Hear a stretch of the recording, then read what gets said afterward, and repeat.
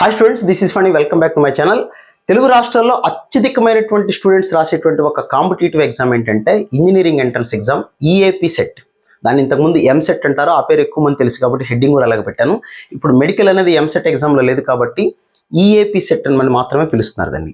So 2025లో EAMCET exam రాయబోతున్న students అందరికీ ఉపయోగకరంగా ఉంటుందని దాదాపుగా క్వశ్చన్ పేపర్లో సగం పార్ట్, టోటల్ మార్క్స్ 160 అయితే అందులో 80 మార్క్స్ మ్యాథమెటిక్స్కి ఉంటాయి, 80 బిట్స్ ఉంటాయి. ప్రతి క్వశ్చన్కి కూడా ఒక్కొక్క మార్క్ ఉంటుంది, నో నెగిటివ్ మార్క్. అలాంటి ఎంసెట్ ఎగ్జామ్లో ఈఏపీ సెట్లో ఆంధ్రప్రదేశ్లో అయినా తెలంగాణలో అయినా 2024 ప్రకారం ఏ టాపిక్ నుంచి ఎన్ని క్వశ్చన్స్ ఇచ్చారు అనేది డీటెయిల్గా ఈ వీడియోలో మీతోనైతే డిస్కస్ చేయబోతున్నాను నేను. సో మీరు మొదటగా గమనిస్తున్నట్లయితే 2024లో ఆంధ్రప్రదేశ్లో అయినా తెలంగాణలో అయినా ఎంసెట్ పేపర్లో ఎలాంటి ఏ టాపిక్ నుంచి ఎన్ని క్వశ్చన్స్ ఇచ్చారు, అందులో ఇంపార్టెంట్ టాపిక్స్ ఏంటి అనేది కూడా మనం డిస్కస్ చేద్దాం.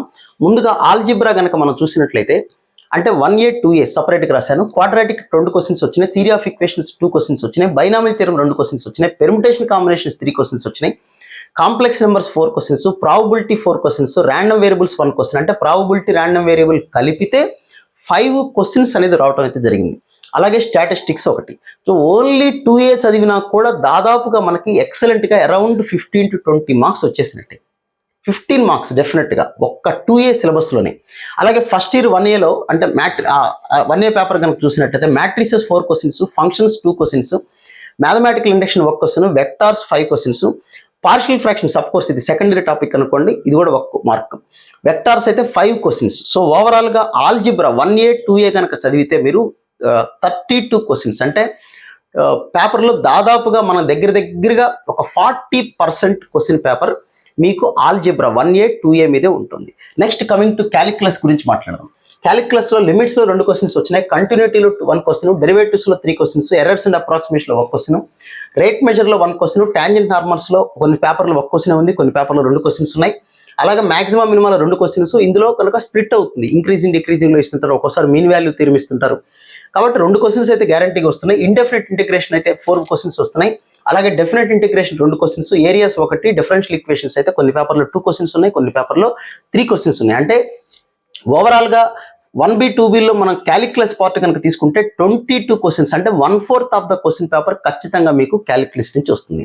ఇంకా remaining topics locus 1 question, change of axis 1 question, straight lines అయితే 2 క్వశ్చన్లు, pair of straight lines 1 question, 3D జామెట్రీలో 3 questions వస్తున్నాయి. ఒక 3D వెక్టార్స్ నేర్చుకుంటే 8 క్వశ్చన్స్, దాదాపుగా మీకు 7 క్వశ్చన్స్ అయితే కన్ఫామ్గా వస్తాయి. Next circles 6 questions.